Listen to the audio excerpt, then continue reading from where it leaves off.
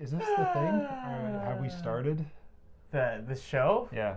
I guess so. Sure. We said we were going to talk about U.S. nationals, the difficulty nationals. Speed. Did you watch Sure. the speed? Yeah, I did. It was on.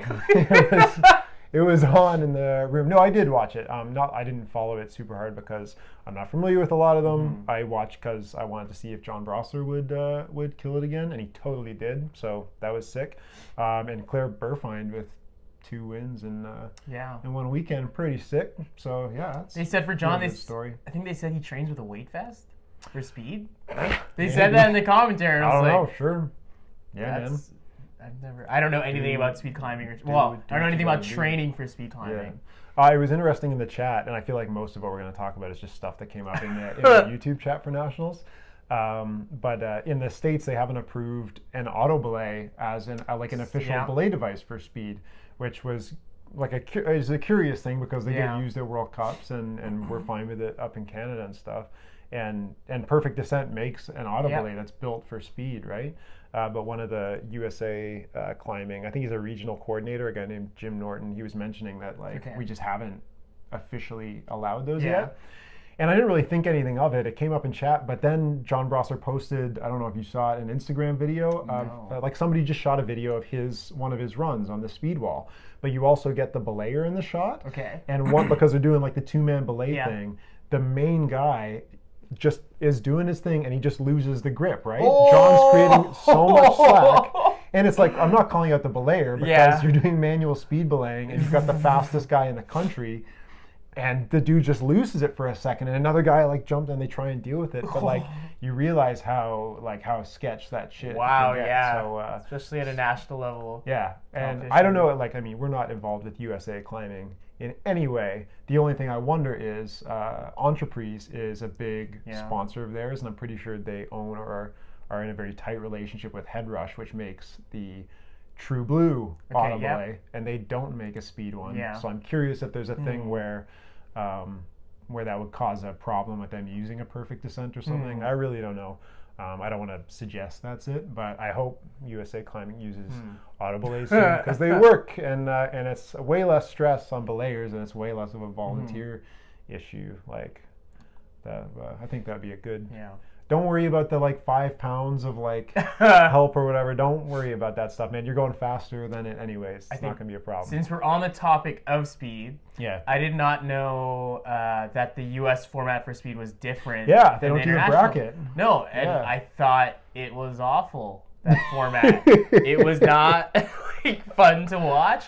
I was difficulty was okay to watch. It was okay, all the guys kind of fell in the same spot. Yeah, a bunch of girls topped, whatever. Yeah. But for speed, I was I was excited to see the 2 fastest people at the end, you know, and that wasn't the case. And I way prefer the international format.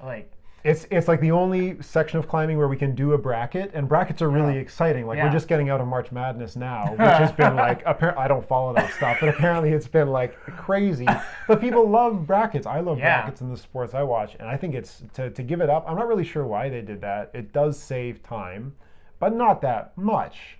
Seriously, speed climbing isn't a thing where you add around and it's suddenly hours and hours longer. It's really not. So I wish they had. Talk to any coach that's been to Worlds, and they say that speed is the longest format. And really? It's supposed to just the amount of time it takes for how many competitors, and if there's appeals or if there's something malfunctioning like the touchpad. Okay, that's fair. And I guess you have to have time allotted for warm-ups. And if you're doing qualifiers, I get it. But if you're at the final round already, what's the difference between just the 2 runs, pick the best, and a bracket? It's not that big. Maybe I'm an idiot, but I don't think it's that huge a difference. And what time would that have happened? It was probably around 11 at night for us, so it was 8 p.m. out there. Yeah. Right. So I don't know. Or no, it might have been 9ish for them. I don't know what time zone Reno is in. I'm guessing it's Mountain Time. So sure, 2 hours, I think. So. Mountain Time. Anyway, I wish they had done the bracket, but it was still cool. Yeah. The people who won deserved it. I feel bad for, is it Max Hammer? He actually climbing as the rabbit on the final burn, final burn of the men's comp. But he podiumed with that run, I think. Yeah, it's just that's a bummer to have the false starts and then anyway. Oh, they're just lucky they don't get DQ'd for false starting. Yeah. Like in the international. Yeah, there's some other stuff you get dummied, I guess. So that's the getting out of it. Like, I'm not sure exactly what the U.S. technical parts are for that stuff. I'm not really familiar. But anyway, for the difficulty, how did you enjoy watching the sport part? Wait, going back to the speed for one second. All right. I think that was the first U.S. Nationals where they did 15 meters for speed. Maybe. I think that's what they said in the commentary, that it's always been 10 meters, and this was the first year. Where was it last year? Was it Sender 1? Was it Sender 1 last year? I feel like it wasn't, but it might have been. I can't remember. I think that's Sender what 1 they was said in the 2 years ago. I have no idea where it was last year. Yeah, because there was the Sasha thing. Was Correct. last year at the new movement in Denver? I don't remember. Anyway, that might have been the case. In which case, good job. That's a huge deal. Like, we can't even do that all the time. Correct. And we've actually got like a few. Well, they probably have more like speed walls. They should. Yeah. Have more speed. Like the gyms are way bigger in height. But difficulty. Yeah. I thought I didn't watch semis or quals. Okay. But listening to the commentators, it sounded like it was a very hard semis round for the men and women. Yeah. And I think for the women, the route was maybe a little bit too easy. I think everyone topped it except for Delaney. Yeah, So there was no room for someone to come back. You know what I mean? Yeah, but I just want to focus mostly on finals because I feel like there's so much in finals. For finals. I'm happy with who got to finals. I'm like, oh, for sure. Yeah. That's fine with me. So, but I think for someone who qualified lower, like Margot or Brooke, the route wasn't hard because the route was so easy. They all topped it. They couldn't come back from that. Yeah. From their semis performance. So as a route setter and as a coach, I would have liked the women's finals route to be a little bit harder. Okay, I agree with that. And kind of so we'll talk about the routes in a second. But I think the one thing that I came away from that comp was, and I'll forward the question to you, if it was your job to set routes for a single event where you have the strongest people in the States, men and women, and you have no reference competition for an entire year, where you haven't had to see them compete, most of them have just been outdoors, like how would you set that? Because it's been a couple of years in a row now where there have been ties for, especially in women's specifically. Yeah. And I just feel like it's got to be a crazy struggle for American setters to do that open sport championship because there's no qualifying events. Like there's no opportunity at all. You can't gauge the athletes in any way. That's such a difficult job. So as much as I think, the routes weren't good for that field, I don't even know how what feedback would you give the setters? Like, the setters would be like, yeah, well, I know that now too, but neither of us would have known the day before. Like, you have no idea. I guess you can give. I'll be harsh on them. Yeah, go for it. You can give them that out, that there's no locals or any comps leading up to that. But a lot of World Cup setters are setting youth worlds, and they haven't seen a lot of those kids before. Okay. From Japan or China or the U.S. or Canada or wherever, right? So, and if you looked at youth worlds last year in Austria, it was I think they had one bad round, the route setters, and that was for bouldering. I think it was the first round of the comp. Okay. But every round after that, for almost every category, and all the difficulty rounds were spot on. How were they getting division? Was it mostly, did you feel like it was height of walls that was just causing problems? Because the other thing is World Cup setting is really different, and maybe that's something we should all look at when it comes to difficulty, where we don't start easy, you just start hard and you just keep going hard and don't let go eventually. Yeah. I don't know. That's one thing. I think, what's the difference? I think the routes are just their routes, and the U.S. difficulty nationals are just kind of long boulder problems. Boulders with rests. I think who was was it Megan Martin who was also commentating? Yeah, she hopped in with Chris and she Brian. said, her and a couple other girls, they've only done rope once or twice this season, and it's just a bunch of boulders who come at okay. Yeah. No, that's fair. Yeah. But I mean, it's. But for the setters, it's that's a hard job to set the exact route they need. Maybe if I heard the semis route was very bouldery and a lot of the athletes fell around the 35-foot mark. So maybe if that wasn't so hard, it could have let them know the right difficulty for finals. Yeah. Because as a setter, I feel like semis is to tell me how. Usually, I'll set my semis hard, but not like too hard, and that'll let me figure out the range for the difficulty in the finals. So you think if semis had given them more information, they would have had a better. So that's fair. All right.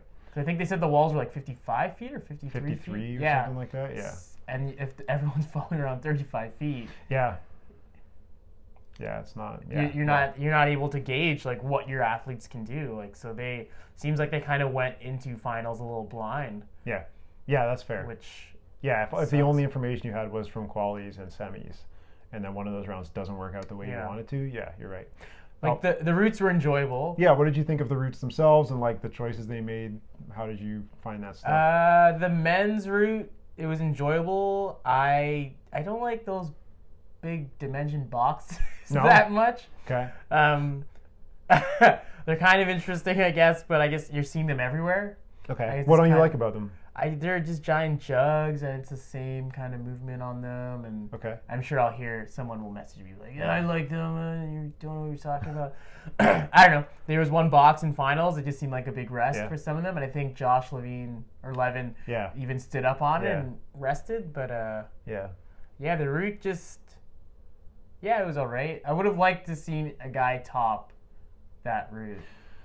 And I think the commentators were saying, the guys' routes don't usually get topped in finals. Like, well, the women's route, that's always lots of tops in women's finals. Like, well, guys, come on. It's a good tradition. You're getting this feedback year after year. Like, maybe the women's should get a touch harder and the guys should get a touch easier. Like, maybe.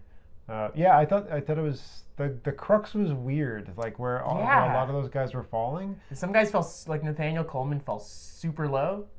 He fell off the box. Yeah. He didn't get quite up to where the other guys were. But like that kind of where you like had to get the drop knee thing in kind of thing, and the little crimp where they had the like camera set. It was it was interesting that they had that like shotgun camera on it. The route setters clearly gave them some feedback saying this is important.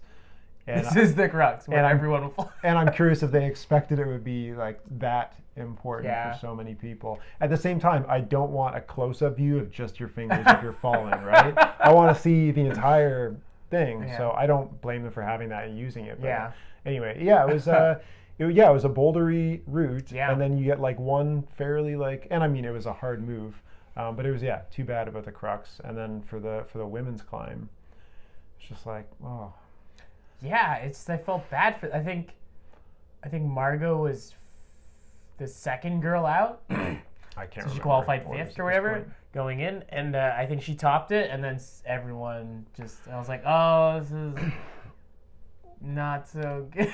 I was just I forget almost all of the placings at this point. Because I just can't keep that stuff. I think for the women it was Claire won. And then it was Michaela? Sure. And then it was Alex Puccio. Okay. Yeah, they all topped. And they all topped, but then Brooke and Margot also topped. I think the only one who didn't top was Delaney. And she didn't do the dyno at the very top. There was a couple others. Oh, and there was an Asian girl. Sophie Kwan? Yeah. What? She's Asian. What do you want? Who else? Because were there 8? Was there 8? I don't remember. Whatever. It felt very much like, okay, hard move, then you can chill out for as long as you want, and then like hard move, and then just chill out however long you want. And that was like, I guess what I'm saying is, there was no part of either of those climbs where I was excited. Especially after the first top for the women's came through, you just turn off. Like those aren't climbs or the women's climb specifically wasn't one where you got to watch a climber get into a struggle zone and have to like fight through that. It was just like, okay, do this hard thing, and then I'm gonna watch you rest for a bit. Didn't keep me super psyched. So but that's why I was hoping. I was like excited for the speed, and then they do that format, and I was like, oh.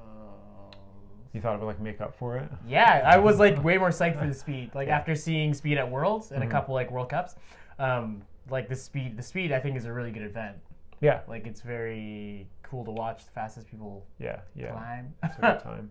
Yeah, so all in all, I think like, I don't know, I feel like, again, the American field is so tight that when I look at like the order of who won, I honestly can't say. Like they're all strong climbers. Yeah, for sure. And they all topped the finals.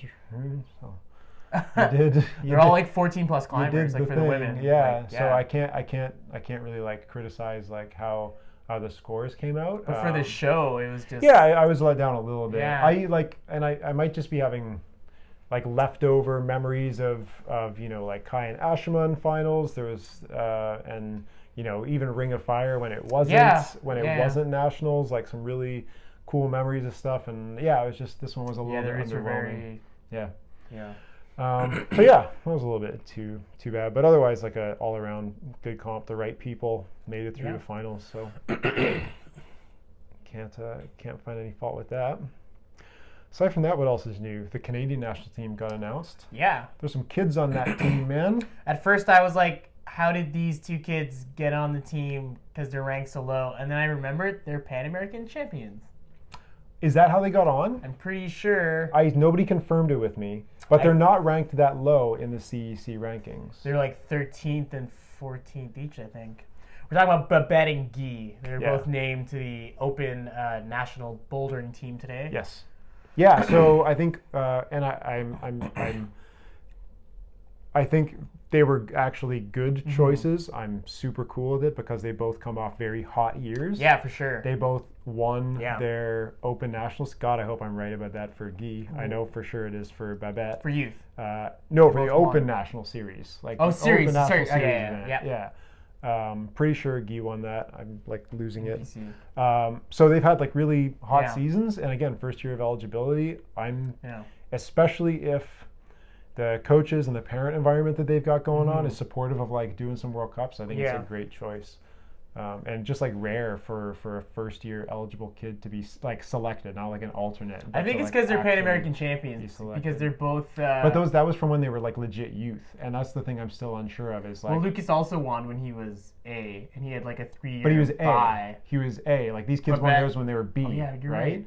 And so I have asked multiple people, and they haven't clarified. So. I can only assume because I'm sure, but it was either Babette or Guy. They were like 13th at nationals.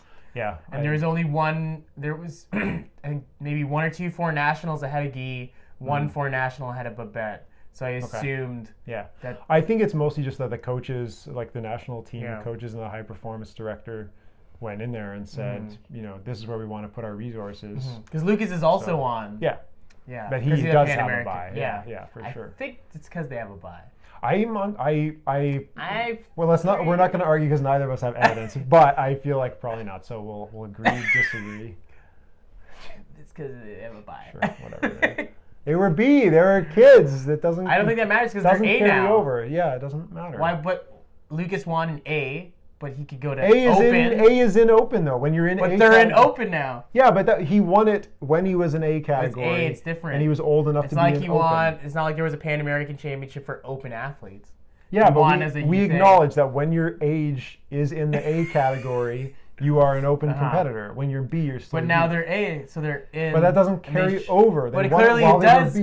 No, it does. CC, you better email Plastic Weekly and tell I've already Tyler. talked to a bunch of them, and I still don't have answers. Did you email Jeff Thompson, the high performance? I did not email Jeff Thompson. Why not? We're not that close. Oh. I don't know. Facebook him. Yeah, I guess Snapchat. I guess I'll have to. I'll send him a message.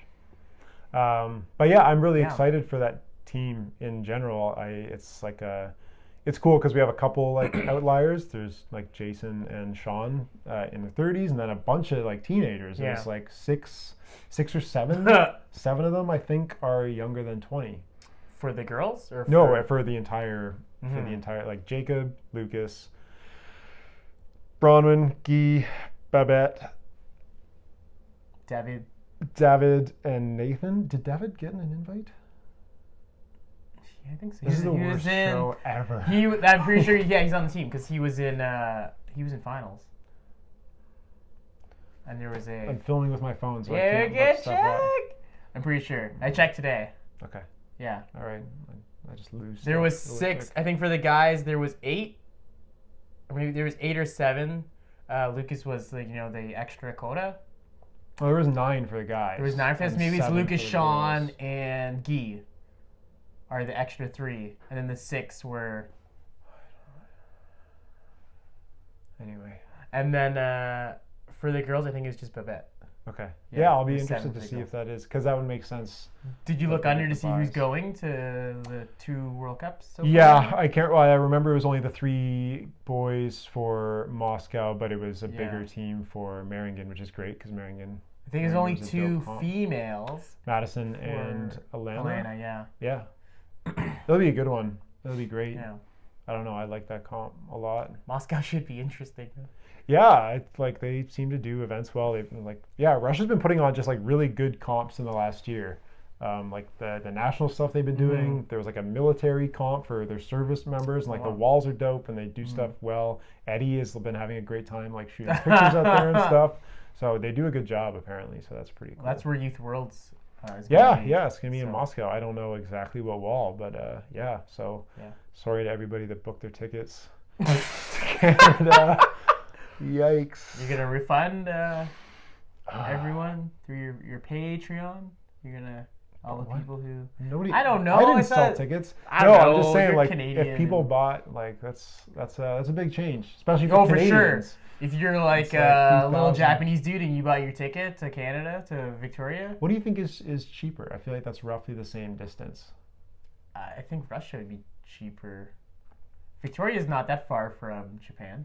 Still like Moscow? across the Pacific. Well, if we Ocean. had your phone, we could check, get all this information. Okay.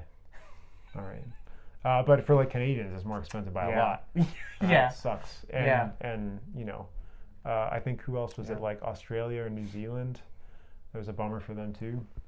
But Or South Africa. that's how it goes. There's a lot of South I don't know. African athletes at Worlds last year. Yeah.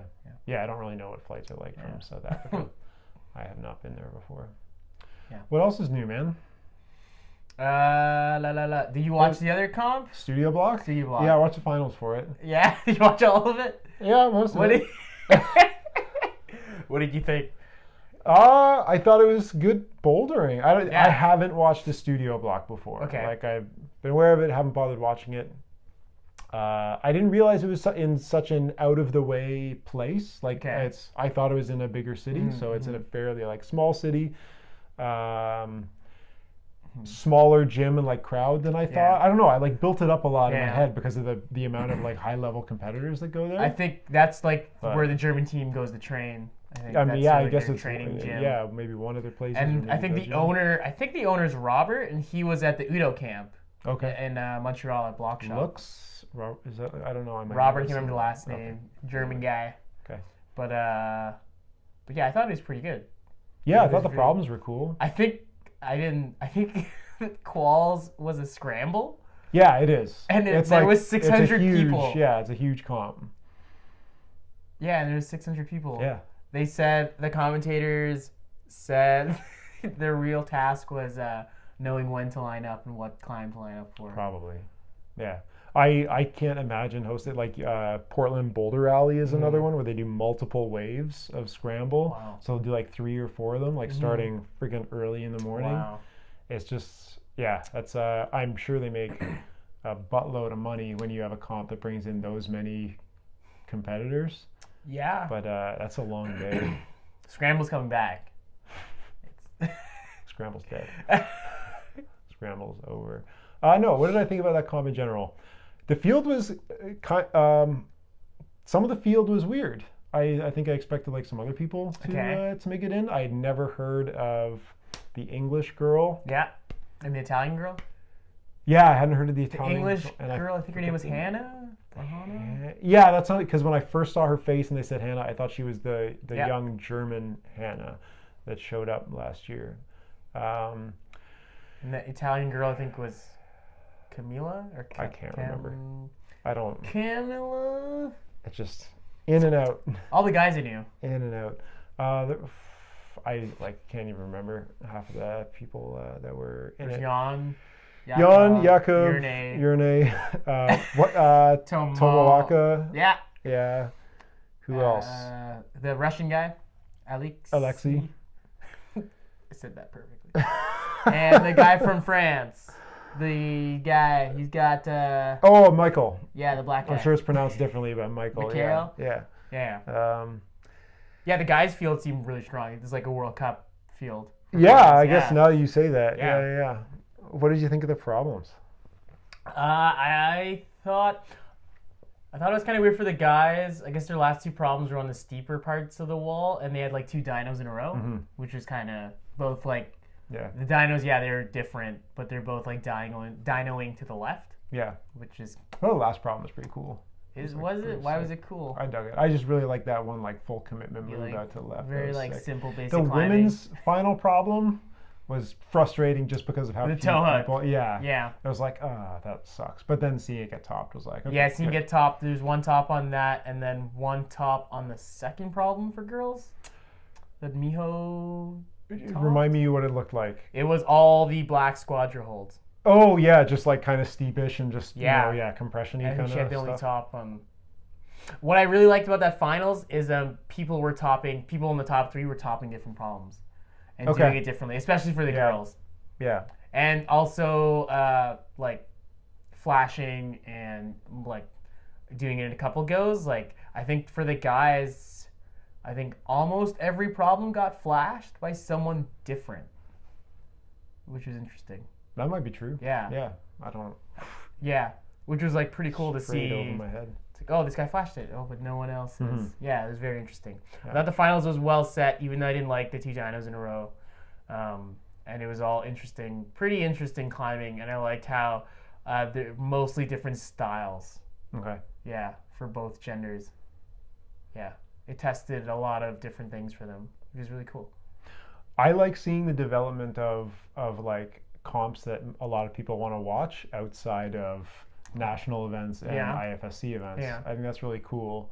I don't know if, like, because in my head I'm like, okay, long term, if the IFSC's purpose becomes kind of about qualifying people to the Olympics, if we want to try different formats or mess around with like what bouldering can be, it's going to be on independent gyms and like independent circuits to really develop that. So I like that there are these events like coming up that are not even like Studio Bloc wasn't trying really anything different, but knowing that some random event still attracted a bunch of people and they had the funds behind it to do it, that like gives me some hope for a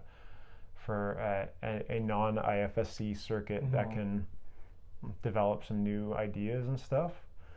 But yeah. And the video and production was like pretty good quality. Like I like the guy with the fishing rod camera. Did you see that? I was so baffled at what was going on. I thought it was a drone. There might have been a drone or maybe like a wire thing, but it was effectively a fishing pole with like a weighted camera hanging at the end, and he would like extend it and like shrink it. It was going around. It was weird, but I was like, oh, that's. I think I saw that, but I thought it was a drone. Okay, yeah. It was when you saw it on the camera, I like didn't really understand how it didn't. It looked like it would shake around a lot, but like a steady cam on attached to the end of a fishing line. Yeah. Wow. I thought the commentators were hilarious. No, I was gonna bring that up. Super funny. I was like, wait till we finish this tangent, and then I'll bring up the commentators. I like the dynamic. I think the one guy was American, right? I think so. I couldn't sense an accent. Yeah, I think at one point he corrected Celsius to Fahrenheit or something. Oh, okay. So the American dude put with the English dude was hilarious. I wish the English dude would have spoken a bit more. Yeah. Like, I think there could have been a really good balance between the two if there was more balance. But I think the only point I want to make, because like I also take plenty of criticism for like commentating. It's what happens when you do it. None of us are professionals. We're all trying to figure this out. And a lot of people didn't really have a choice to do it. And I don't know what the story was, but like we're very much figuring it out. And I think all I would ask, because there were a lot of people like flaming that particular commentator, and there were some people that were saying he was like good too and they liked it. Just if you are critiquing anybody in video production or commentating, just remember that we're all amateurs, right? Like even if you're a pro commentator, you don't know how to commentate climbing yet. Even if you're a pro video production guy, you don't know how to shoot climbing yet. Like if you know a company that's good at both of those things, like has genuinely lots of experience, let everybody know. They probably won't be able to travel to most comps. Like comps don't have the budget to like just bring in the one good climbing video company. You can't ship these people around the world. But so if you have criticism's good. Like we all need it. I want to hear it. But just remember, like it's not like we've been doing this for 5 years. like we're learning and figuring out what we like about ourselves too. So before you flame the hell out of me for like making a joke about something, I think just keep it in mind. The first maybe 10 to 15 minutes of listening to them commentate, I was just like, what the heck is going on? I was like, is this the actual commentator? And then after a while, I just really dug it, just how crazy it was, and just their dynamic. And I thought it was the worst, best commentating I've seen. Sure. It was hilarious that at one point, I guess the English guy was using his own slang and terminology, and then the American guy was like, "Oh, they're really knackered, huh? Going up the wall, they're really knackered." I was like, "Oh man." He seemed very surfer bro-ish kind of, but hilarious. Yeah, I don't know who they were. No, but, it's all good. Yeah, I think the big takeaway I have from other sports is that I like when there are, so aside from, you know, if you and I were to commentate, we would both commentate differently, right? We just have like different styles, different ways of doing it. So that's cool. But also events that have different attitudes that give like me the chance to do it differently. Like I know already, even though I've done barely any commentating, I'm different at a youth comp than I am at an open comp. And I'll probably be different at a comp of like, you know, I'd be different at an IFSC comp compared to somebody's basement bouldering competition, right? And I think there's a really cool thing about having different attitudes and having like a cohesive thing. So if Studio Bloc is fairly laid back, if you're serving beers, if it was a casual scramble 600 person qualifier, then let yourself relax a bit, right? Because if you're a World Cup spectator who wants to watch every comp that Yerna competes in, maybe you don't want to have that same IFSC pace of like consummate professionalism, nothing particularly edgy, keeping it by the books. Maybe you want to have the comp where you can watch them and joke about it a little bit. Maybe you can have a comp that doesn't feel too, you can have a comp that isn't like play by play. You can have a comp that's just chilling out. So I think, I definitely don't want to get in the role of like calling out other commentators. I'm just really cool to see, like I had never heard that, I'm going to call it a style, intentional or not. I had never heard that style, and there were people in the chat that were like, I really like this. It was and I think hilarious. that's what we have to acknowledge is like, oh, people get really different things out of each different comp. I think if the English guy spoke more, and like obviously he was a straight man in that. Yeah, and he brought up really good points. Yeah. I wish it was a half and half kind of thing. But going back to like commentators, for the U.S. difficulty nationals, those guys, I don't know their names, but they've been doing it Brian forever. Runnels and Chris Widener. I find they're too formal now, which is like for me, like it's interesting and they say interesting things and stuff like that, but I kind of get bored with them after a while.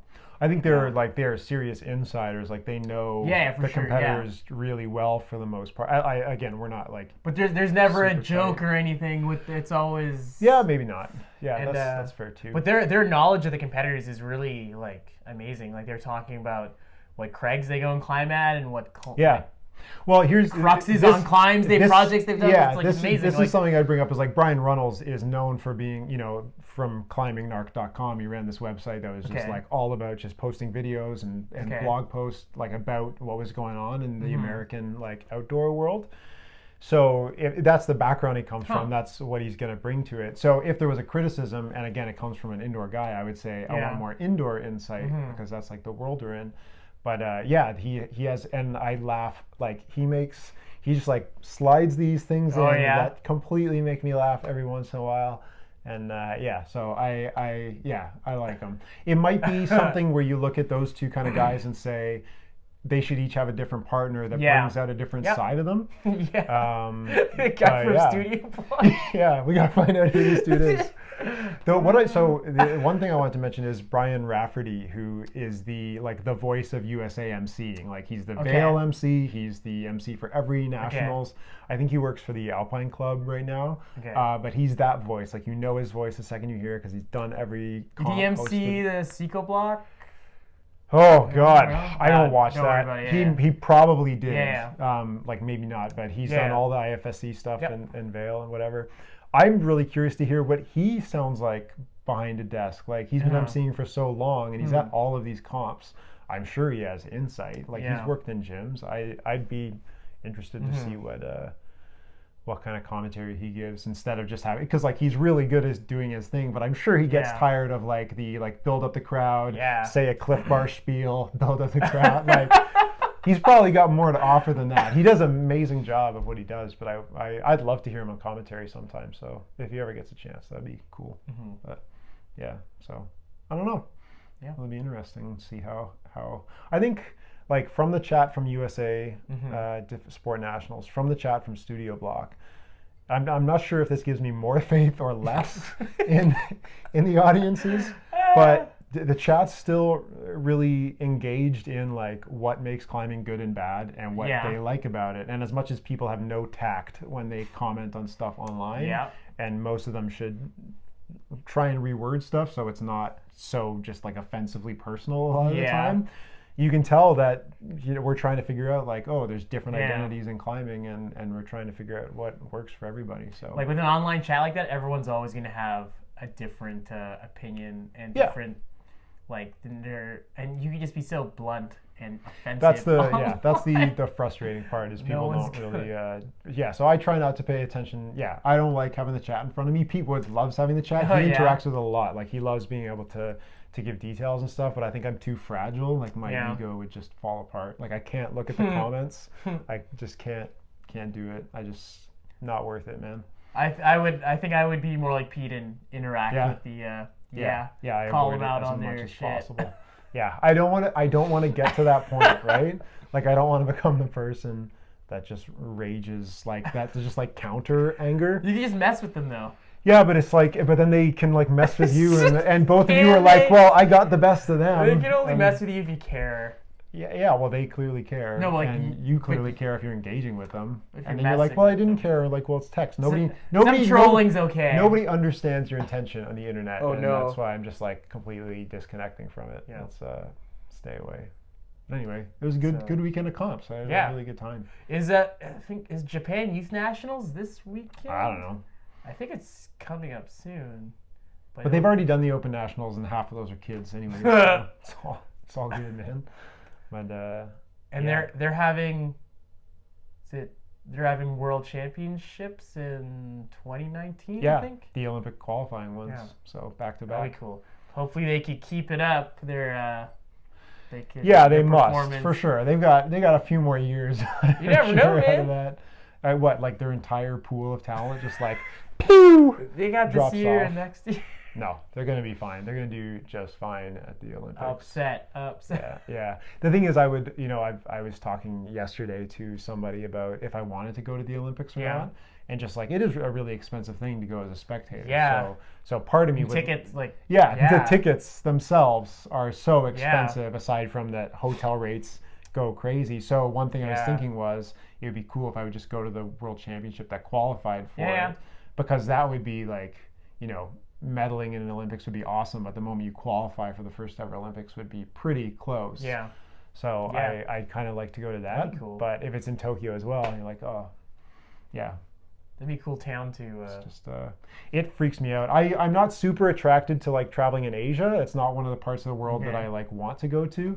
Language barrier? But then or just... I think a lot of it is language, but just culturally so different. And I think like language, but also just the alphabet, you can't relate to it at all, right? Like I can look at, whatever, I can look at Danish and be like, I know these letters, even though I don't know what they mean when they're in this in China, in the big cities, on like public transit and stuff like that, there's English. I don't believe it. I was there twice. There's English. I'm sure it's wrong half the time. No.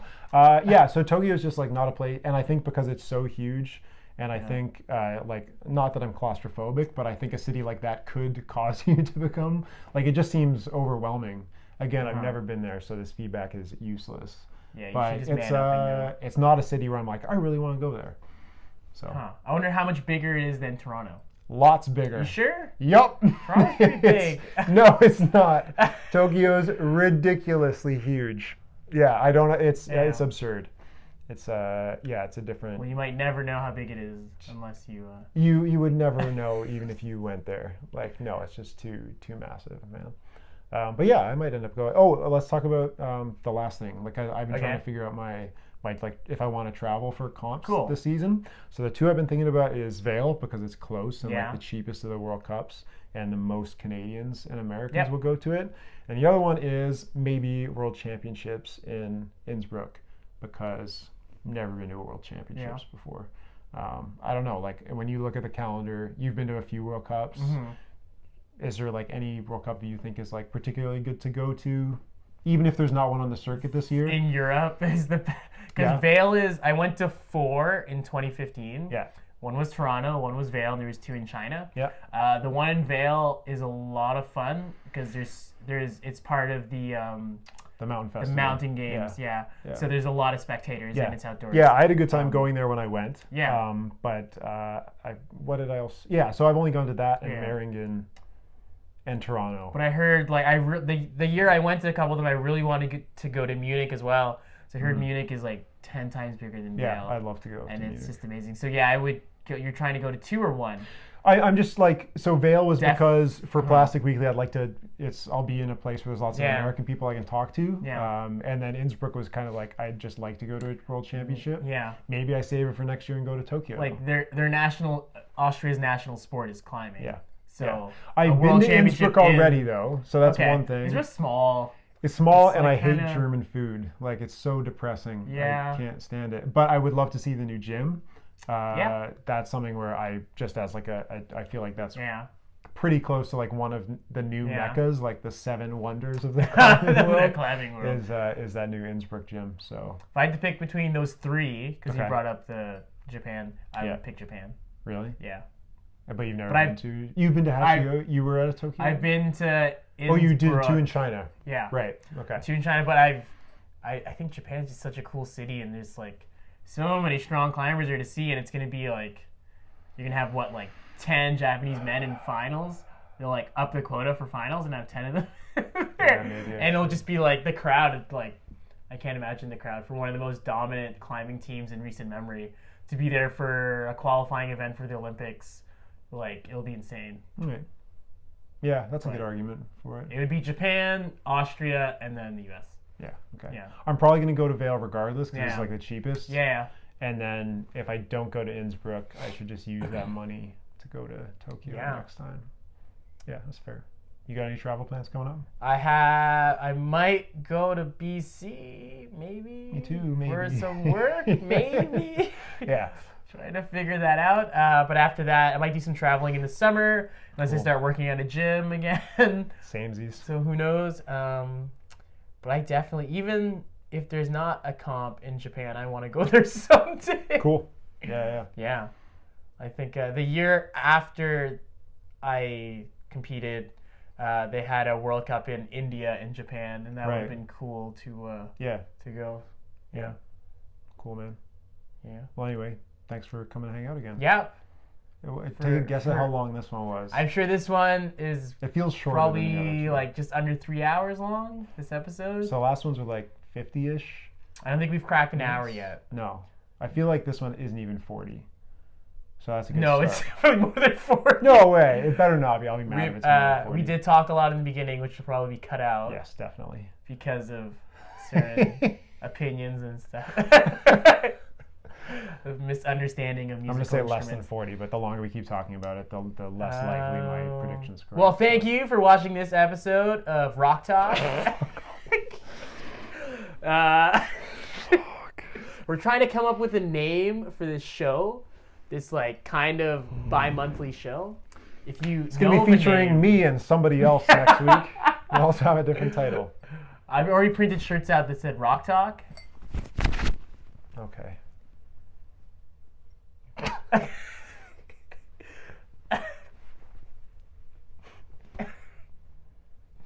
Rock Talk's a pretty dope name, man. It's Because it's rock climbing and we're talking is dope.